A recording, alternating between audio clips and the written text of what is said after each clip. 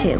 Then suddenly, there he was, looking cuter than I remembered, and minus one girlfriend. Hey, lady of the hour.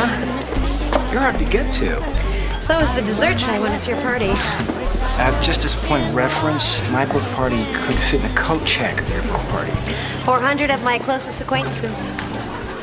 You look great. So, I thought you couldn't make it. Well, I had to come by, say congratulations. Well, thanks for coming, Burger. Yeah. All right. Good luck with the book and everything. You too.